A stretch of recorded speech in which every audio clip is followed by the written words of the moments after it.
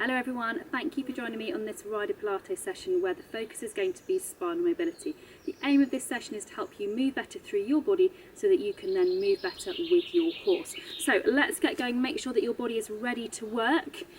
This session isn't going to be particularly challenging, but you still want to have your body set up before you get going. So thinking of that nice light head on the top of an elastic spine, drawing you up nice and tall, soft, relaxed shoulders and arms. Breathing into the base of your lungs. Headlights pointing straight ahead. Pelvic floor awake. Aiming to have it on somewhere around about floor 3. Remember, you've got 10 floors, so you're aiming for about floor 3. Soft knees and equal weight through your feet. Then we're going to start nice and simple, turning your head from side to side. So yes, you might think, why do we need to bother about the neck? It's the low back that needs to work. If your neck is stiff, every time you want to look over your shoulder as you're going down the road, see if there's a car coming, you do that and your horse is going, why is she doing that? Why is he doing that? I think most of my followers are female. The more you can keep it subtle to your neck, the better, unless of course, like say when you're on a circle or if you're coming over a show jump and you want to be turned to the next one and you want to use your body, fine, but you want to be able to choose. You want to be in control of whether it's just your neck or whether the whole of your spine and maybe some of the rest of your body is coming too. Okay, let's have one foot in front of the other. Keep your headlights pointing to the front, arms across your chest, and now you are turning through the whole of your body, whole of your trunk, whole of your spine, but this time you're focusing on shoulders staying level. So how many of you doing this sometimes find that you get picked up for just dropping through one shoulder? It's a complex issue. A lot of it comes from strength around the hips and pelvis. The more you've practiced the ability to turn smoothly through your upper body, through your spine, and keep your shoulders level, the easier it will be in the saddle. Okay, let's swap and do the same thing the other way, because you may find that one side is easier, the balance might be better, but also you might find it's just easier to get that movement when you've got one leg in front of the other. So you're obviously aiming, although you're not going to be, generally speaking, with your legs in this position in the saddle, you still want to be able to turn equally wherever your legs are. So you may well, you know, we have times when we've got one leg on the girth, one leg behind the girth. You want to be able to turn, move your body equally, no matter what position your legs are in. Okay, feet back underneath you, nice soft knees. Take your hands forward, over to one side, and come back up. You really want to let go. Knees are soft, arms are soft. Everything is loose and floppy. This is called the upper body roll because you want to feel that your body is just gently rolling.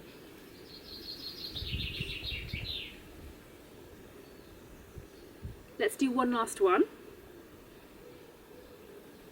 Okay, then you're going to go to the end of your mat, facing down the length of it. And apologies, my son is coming around. The sun is coming around into my garden, so hopefully you're going to be able to see me quite clearly with it still. Okay, so feet-ish together, they don't need to be jammed together, soft knees, hands on the front of your thighs, and then you're sliding your hands down, really focusing on curling up through the whole of your spine as best as you can. Pause for the bottom pause for a breath in at the bottom, get my teeth in. And then as you breathe out, slide your hands up, tuck down with your pelvis, and then you're uncurling through your low back, your mid back, your upper back, through your neck, and then your chin. I appreciate if you're doing this first thing in the morning, this may be harder. And again, chin into your chest. Visualise that you move each vertebra through your neck, between your shoulders, the middle of your back, then your low back, then your pelvis. The more you visualise it, the more likely you are to actually target that area of your body. Breathe in at the bottom, and then as you breathe out, stack down with your pelvis and visualise that you're stacking upwards through your low back, through your mid back, through your upper back, through your neck, and then your chin comes up last. We can do that one more time, chin into your chest. And feel you're curling up so tightly that your shoulders are almost going to meet your pelvis on the way down. Breathe in, and then you're going to breathe out, down onto your mat, onto your front, and we're going to do your Cobra exercise. So to start off with, you want to have your arms out to the side, elbows bent to about 90 degrees, tip of your nose on your mat, and you're scooping your nose forwards and up. so that you look straight ahead, doing your best Cobra impression, and then straight down and scoop back in. So scooping forwards and up, keep your elbows down, straight down and scoop back in at the bottom. If that's a little easy, bring your elbows slightly forwards, your hands slightly out, and this time as you come up, you can then come up so you're just onto your hands instead. And then again coming back down straight with your nose and then scooping at the bottom. Do make sure if you are doing this version that your elbows do come back down. I sometimes see people doing it like this, and you really want to be feeling that everything comes back down gradually together, just as the same as everything comes up gradually together. You want to be feeling the reverse of what you just did in your roll down, so feel yourself peeling yourself up through your chest and your tummy if you're doing the hand version, and then through your tummy and through your chest. We'll do one more.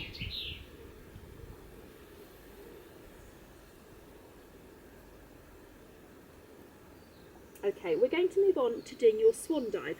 We're going to do the level 3 version. I'm not quite sure why this is called the level 3 version, because actually it's far easier than the other two, but it does really target the mobility through your upper back and into your neck particularly. So stay looking at your hands, keeping your head basically where it is but no lower. And you want to feel as if someone is gently pulling you up towards the ceiling from the base of your neck. And then you relax back down. So you lift towards the ceiling and relax to your starting point. Don't sink down, because all that does is just close everything down.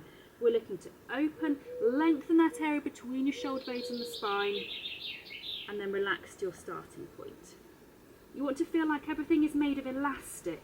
I appreciate if you're particularly stiff around here that you may only get a few millimetres of movement, but the more you can try and work on it, the better.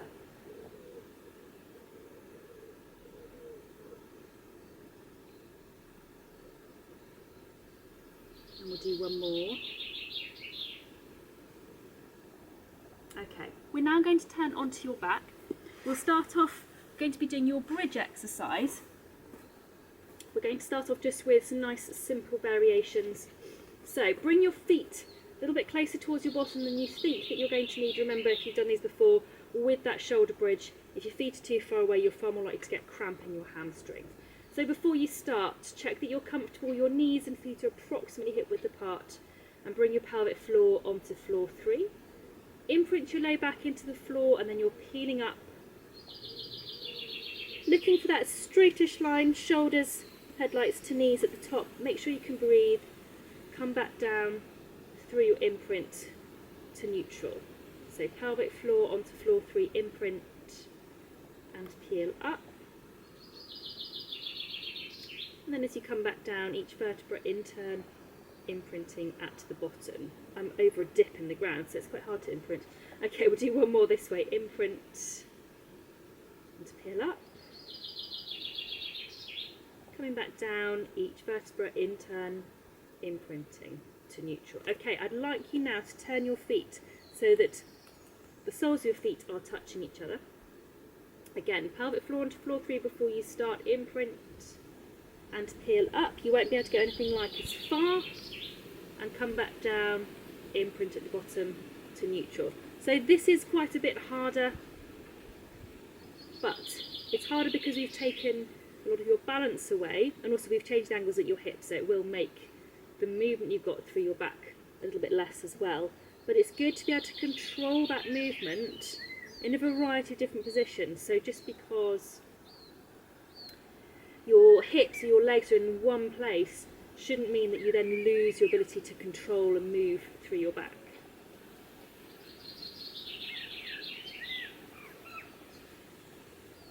Do one more this way.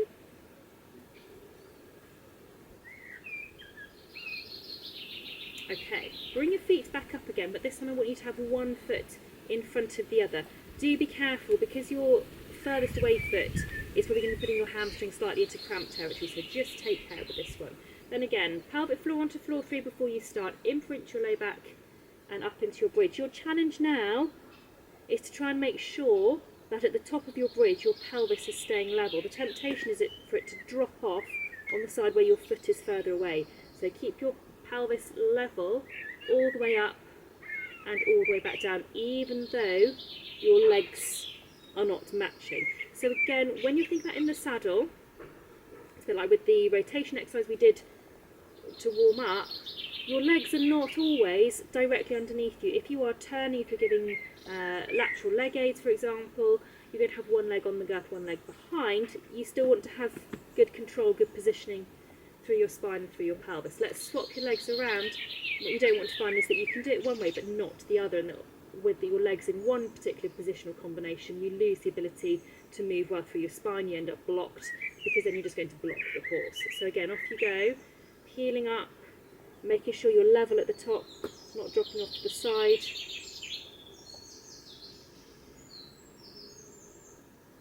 Keeping those headlights level all the way through. Just watching you're not getting cramp. If you're getting cramp, obviously pause and come back to these later. But equally, if you are getting cramp, and if the weather's like it is here where I'm filming today, then it could just be that you haven't drunk enough. But if you are getting cramp, particularly on one side, you want to be looking at why. And is it that you are overusing your hamstrings because you're not as strong as you could be through your glutes? Okay, then I'd like you to bring your knees up towards your chest. Give them a gentle hug. My hips are quite stiff, so this is about as far as they want to go. I'm going to give them a hug, and then you're going to gently rock from side to side and allow everything just to relax for a moment.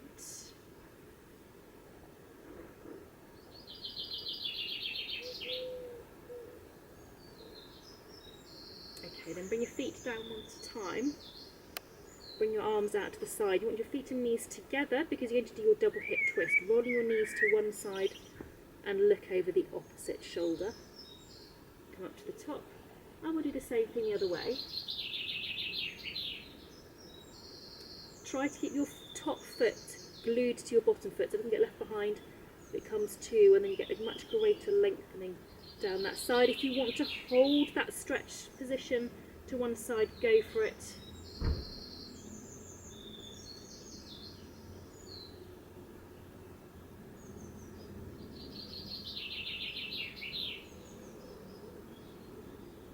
Okay, one last one.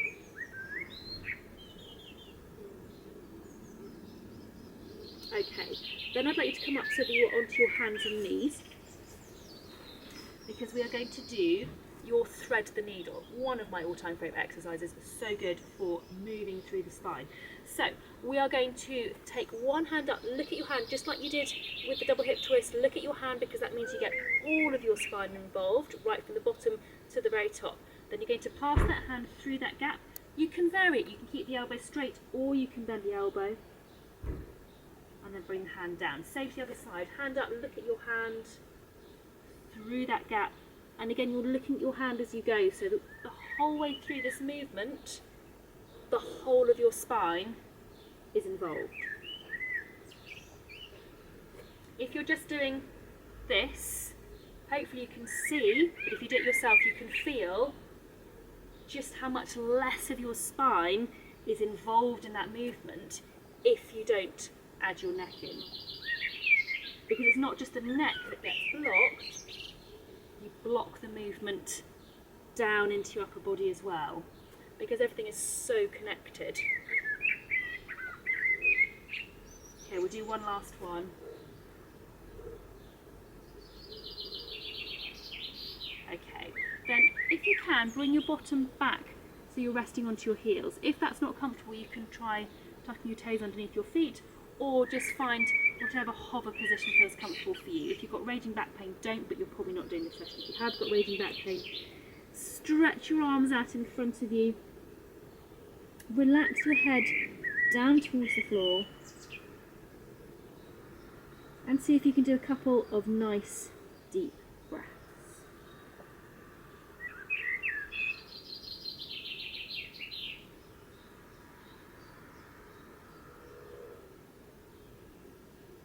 Then bring your hands towards your knees, and you're going to come up so that you are in a half kneeling position, and we're going to combine your hip flexor stretch with mobilising through your upper back. So hands together.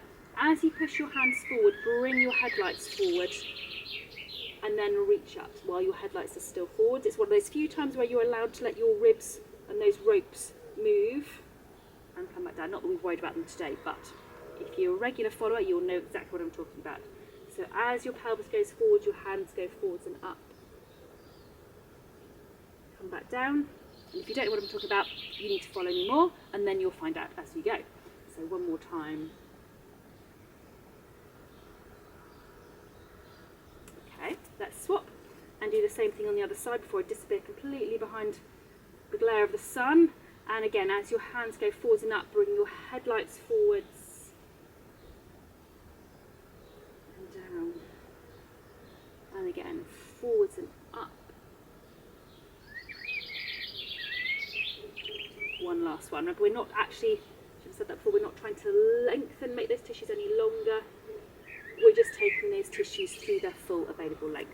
So we're going to leave it there.